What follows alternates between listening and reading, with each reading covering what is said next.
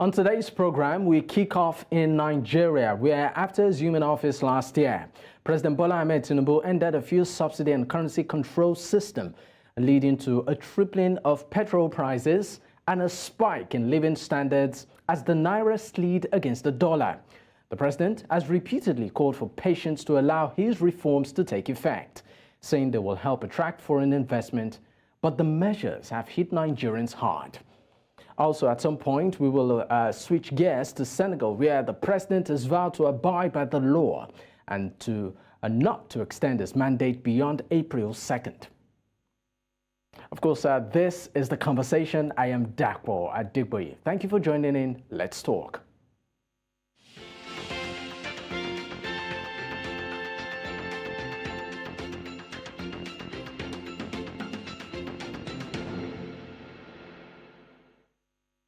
Let's start off in Nigeria. President Bola Ahmed Tinubu, on his inauguration day, declared an end to fuel subsidy regime and later floated the naira alongside a slew of reforms.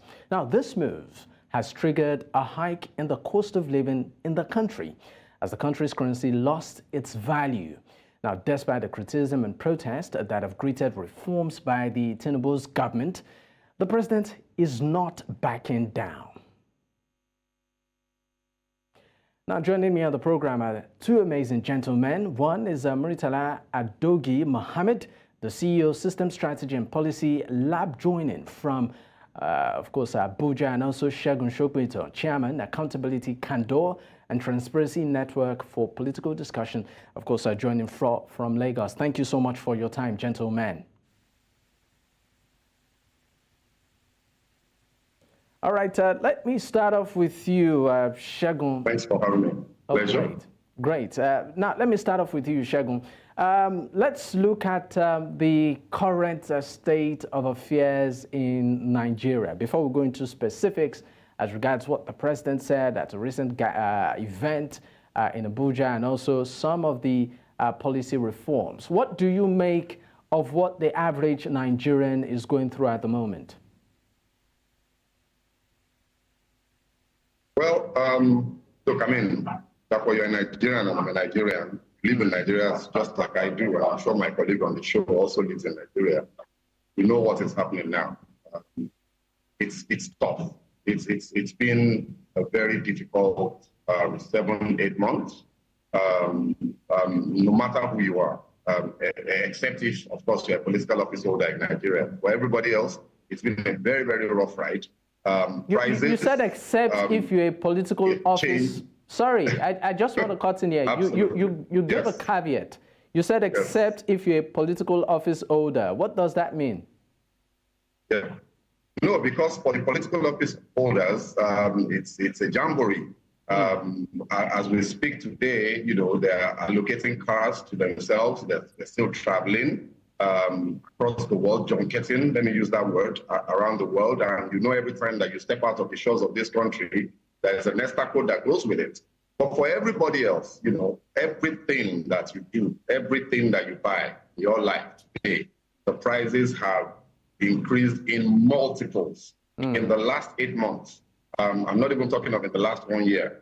And sometimes these prices change on a daily, bi-weekly basis. You know, rice, curry, you know, the basic stuff, staple food items are completely out of control. So this report that you show on the screen that says inflation is 29.9, sorry, inflation cannot be 29.9% right now, even if you are talking about year-on-year inflation.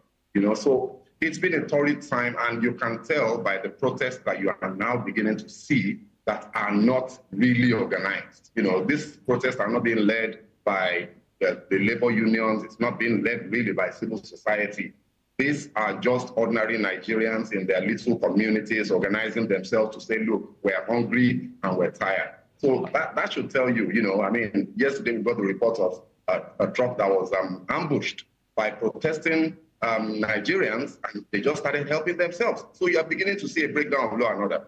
And civil unrest is not far away. So, you know, for me, that already tells you what the situation in the country is. And it's nice for the president to double down and say the reforms will go on. But I think it's absolutely critical that he understands that he's sitting on a keg of gunpowder and it could go off any minute from now. All right, let's go to Murtala right now. Let's, of course, let's know your take on this. I mean, on the screen a while ago, we just showed you a bit of breakdown as to basic items, standard of living in the country at the moment. There you can see we are comparing from January 2023 and, of course, February 2024. A bag of rice in January at some point went for 35,000 naira, but as at now, it's about 75,000 naira. A crate of egg used to be about 2,500 as of January last year, and right now it's about 4,500. Fuel per liter, 250 as of January last year, right now is 600 plus. Family-sized bread, they will tell you that bread is actually one of the basic meals you get. Used to be 650, right now it's about 1,500, and also a bag of what people call pure water, but it's sachet water. Right, it's popularly known as pure water. 200 naira right now goes for as high as 500 naira. Cement, that of course is the latest conversation right now for those in the construction industry. Goes for 15,000 naira per bag, as in some areas, as at what it used to be at 35,000. But the interesting part is the inflation. As at January last year, 2023 was about 22.55%, but right now it's about 29.90%. If not upwards. Murtala, I'd like to know your reaction to, of course, what the living condition right now is like for an average Nigerian. Maybe from your own perspective too, if you can tell us personal experiences. Yeah, I think there's what we call data must speak. And from the screen, it's showing you the data it's speaking. And I used to say also, when you flog data very well, data will dance. So the data is dancing in Nigeria now. We are seeing it. And one thing I normally said is, when you come with policy, it's always very important to study the darkness before you put on the light. I'm not trying to sound like an old man that started with adage, but we need to understand that we did not study the darkness, we just on the lights in May 29. And this is the darkness, and see what we are seeing today. The inflation rate, in fact, is even more than 29%, almost 30%. Inflation rate is close to like maybe 40 or 40 something percent. The 30% is National Bureau of Statistics data. But if an independent consulting firm or auditing firm we review the inflation rate in Nigeria today, would basically tell you that it's more than 30%. Look at the price of rice, almost double. Everything now is like ×2. Then where's the purchasing power? What has changed?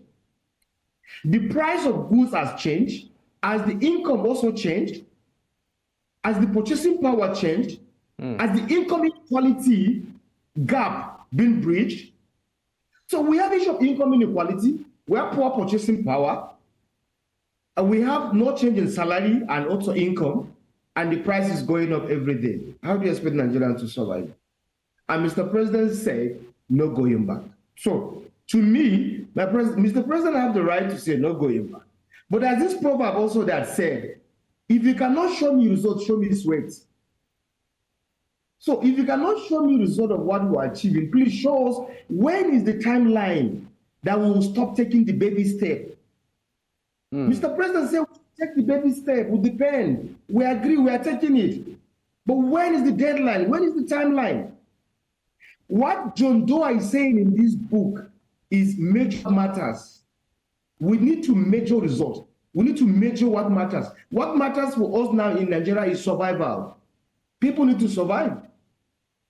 Then we need timeline. Let's talking about survival, right? I would want what the president actually did say to come up, on the screen. The president is insisting that with the team he has on ground, the economic reforms. Part of what he said at a recent, event. He said, I am happy that the council is interested in various segments of Nigeria's economy. We are right in the middle of challenging stages of our reforms. The president actually did admit that this stage is challenging. We have headwinds, no doubt, but we are not going back. So, and he also went further to say, I am aware that the necessary reforms we are implementing to achieve a more prosperous, peaceful nation for all have imposed unique sacrifices. Be confident that by the strength of our joint endeavor, we will of course, move forward and will be prosperous. Went on further to say that my administration will continue to implement palliative measures to ease the burden of the most vulnerable and to address hardship and alleviate the suffering of all the nation. Now, before I even get to the palliative measures, the fact where the president said, you know what, my policy reforms, are in stages. Right now, we are at the stage of sacrificing, we are at the stage of bearing the pain, but at the end of it, there will be light, at the end of the dark tunnel. So I want to ask you, looking at some of these reforms critically, do you think they would yield the desired results? Should Nigerians endure this phase at the end of the day? Yeah, thank you so much for this question again. You see, the issue, when you come up with policy, that's what you call incremental reform. Incremental reform happen with deadline and timeline. Between January 2024 to December 2024, we're going to pass through serious pain. But by January 2025, we'll begin to see the result of this policy. Where is it happening? Governance is a corporate scientific business. Let's go with data. Monthly, based on data, we normally save about 400 billion naira every month for subsidy. We withdraw subsidy. Where's the 400 billion naira going every month? We need to come up with a robust plan that clearly said the 400 billion naira every month for subsidy, 100 billion is going to health sector, 100 billion is going to education, 100 billion is going to poverty alleviation, 100 billion is going to agriculture, so that we can track them. We need to know where the money is going so that we can follow the money. But we have no idea where the 400 billion naira for subsidy is going every month. That is one. We are floating the naira, one of the policies. See, two policies that is keeping Nigeria in this bondage. Two very important policies. One, floating of naira. And two, fuel subsidy removal. Let's take them one by one.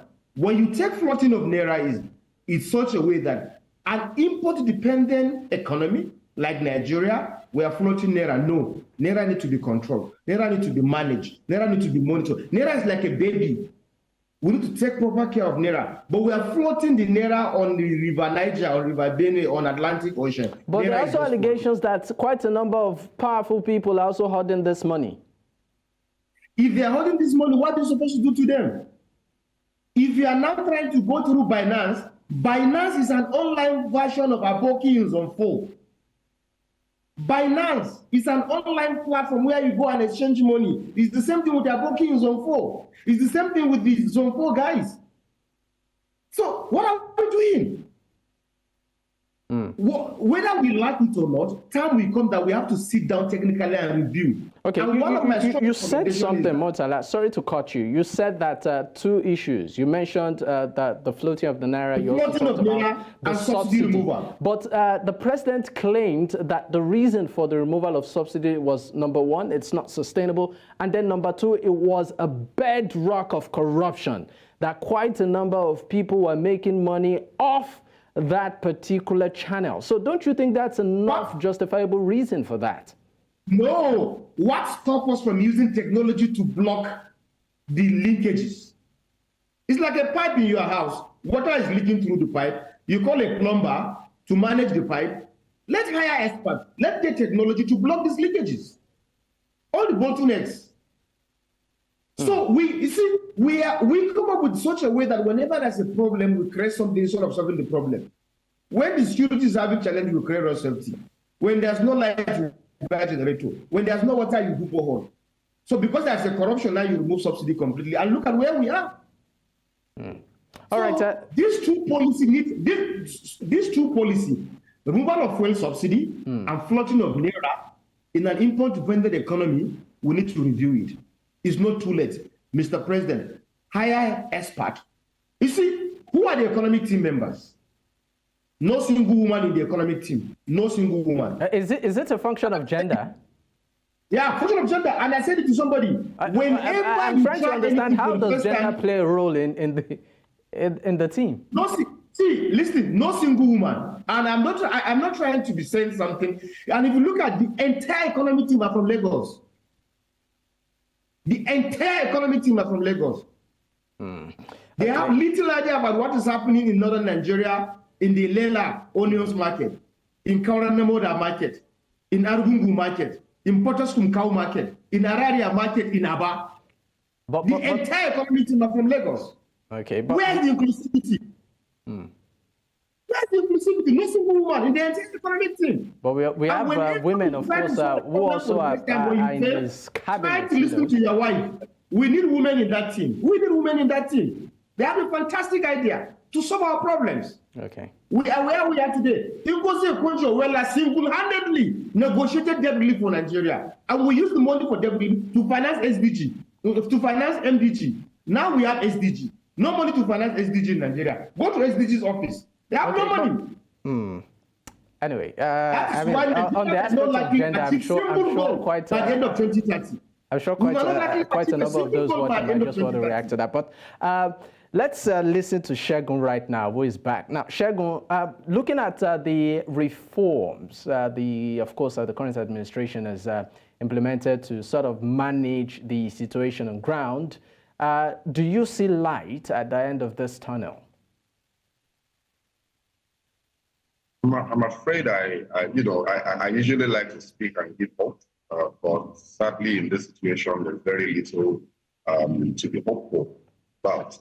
And the reason I say this is for you to have hope, for you to say, oh, I see light at the end of the tunnel, you have to see specific actions that will be the bedrock of your hope, will be the reason why you are hopeful and believing and trusting that things will get better.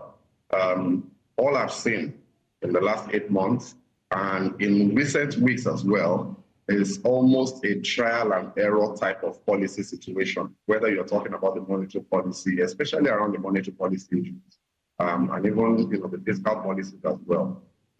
So this government has they've unleashed the dragon without thinking about how they are going to control the dragon, and the dragon is now out of control and they're struggling to rein it back in. And that's where we are. So you floated the currency, and at the same time, this is key, you remove subsidies. In a country where poverty prevalence is 60%, 70%, depending on what part of the country you're talking about, in a country where you have 133 million people living below the poverty line, and by this federal government's own report, living in multidimensional poverty, subsidies are a critical tool to continue to maintain consumption. Consumption is critical for the growth of an economy. Without consumption, you cannot have investment in production. So these things actually kind of feed into each other. And that's why you find that even the most liberal democracies in the world who are very capitalistic still subsidize consumption as we speak today. Right? So that's one problem. And then you've taken subsidies out, and in a completely import-dependent economy with very little of a productive base, with very little in terms of foreign exchange earning capacity, you have also floated your currency. So you've done the two most fundamental things that actually shield the population and the populace from poverty and provide stability in your economic environment. You're going to have chaos.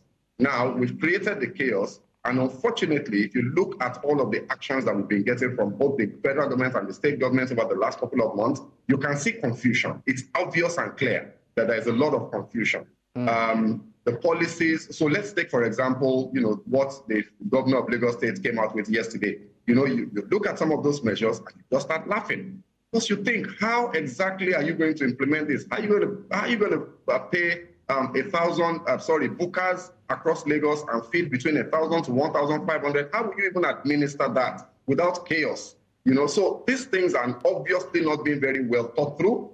There are ways that you can still mitigate these problems. There are measures that you can take that will, in a short-term period, Segun, 6 months to 12 months, ameliorate the situation. All right.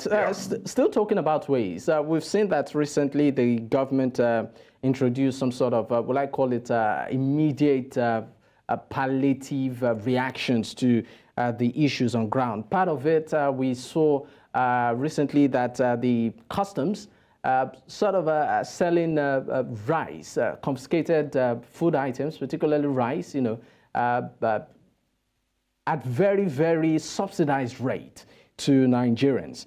But the one that I would, like your reaction to, of course, there you have it on your screen, the subsidized rice that, of course, the customs is actually selling to Nigerians, about 10,000 naira or so.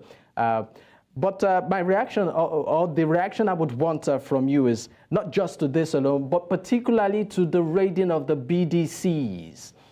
This has generated reaction.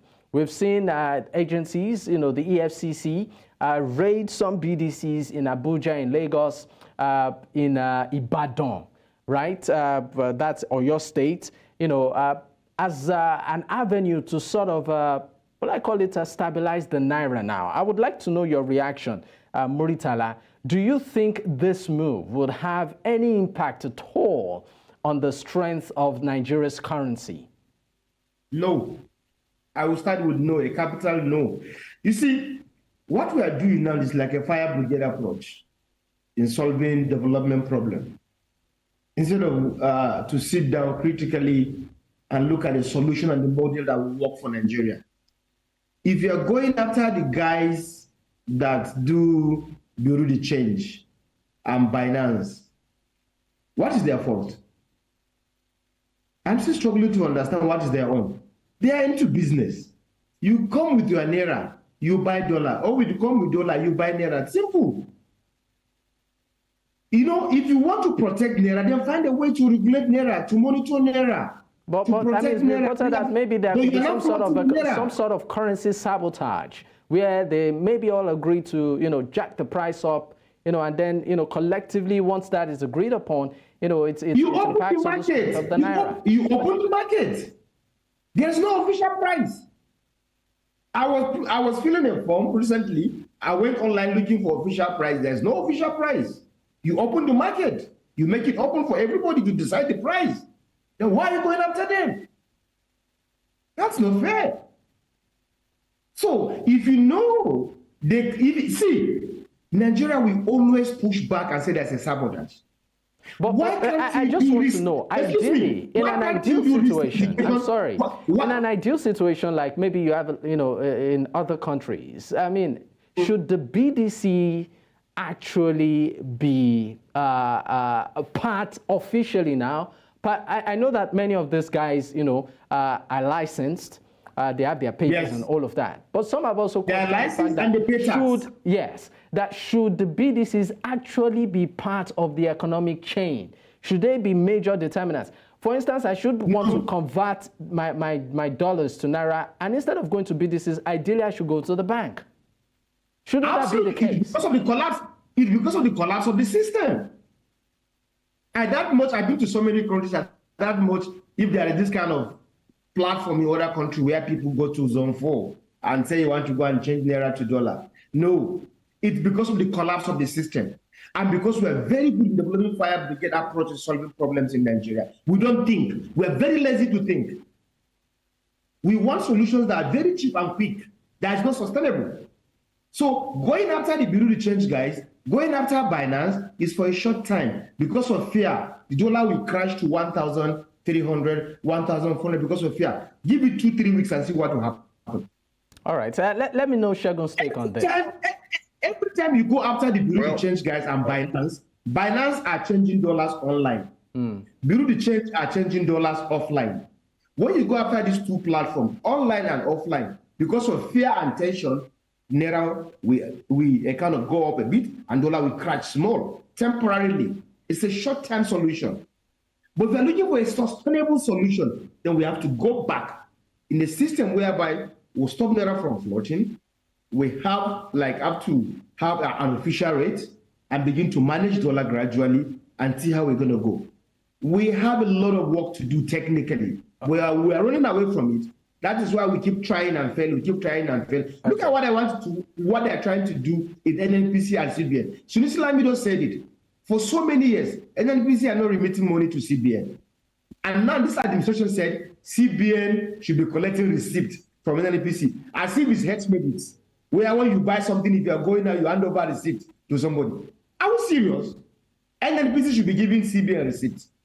How about? All right, let's of course get Segun's take on this. Segun, what's your take concerning the raids on BDCs? You see, when you do things like this, you are signaling, right? And one might argue that it has worked to a certain extent because Naira responded positively. Like my colleague has said, it's a short-term thing. From a long-term perspective, this will not address the problem. You have to understand this. The BDCs are authorized dealers. I have been to Broad Street and I've seen the chaos. You know, like these guys are literally selling dollars on the streets of Broad Street. This is not good. I think it doesn't speak well of us. However, it's the product of the moment. The reason that is happening is because there is a crisis. I mean, I think it's important that we understand this. We're running an economic crisis. We're running a currency value crisis, right? So people need dollars. They will find it. You can ban the BDCs as much as you want. You can ban Binance and any other online platform as much as you want. When people need dollars, they will find it. The BDC operators will go on the top of trees and they will sell their dollars and customers will follow them. They will go underwater. They will sell their dollars and customers will follow to buy.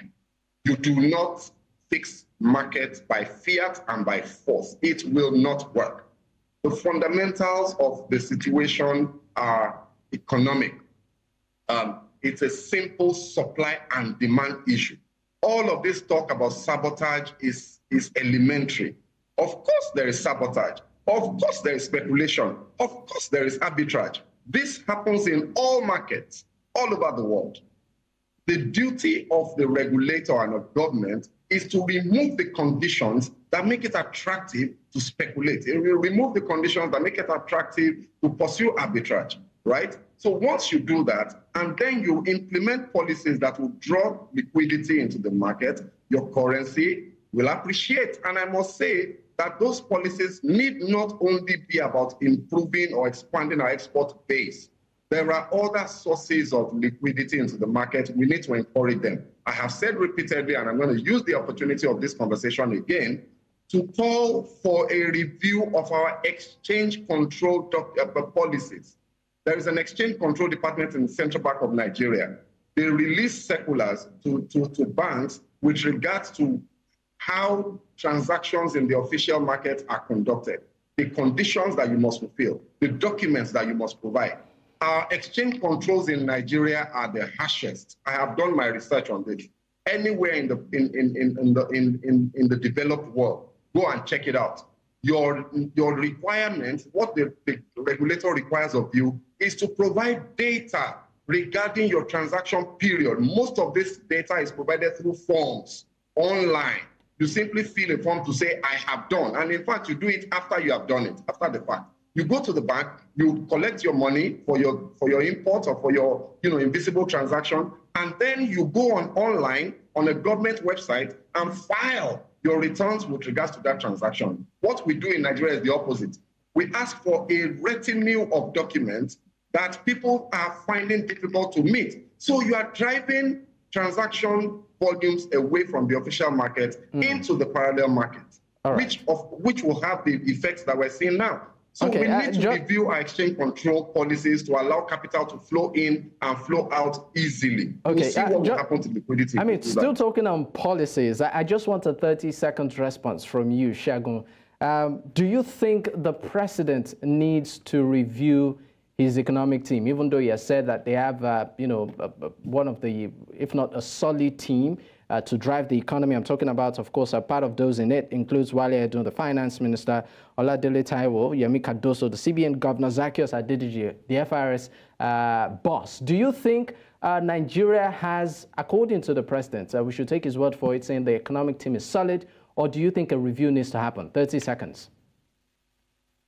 I think a review needs to happen. And you might be shocked to hear this, but I aligned with my colleague on the issue of the female head being in that team. See, if you have a woman in the room, their perspective is very different. The level of compassion with which they relate with statistical, data-driven facts is very different.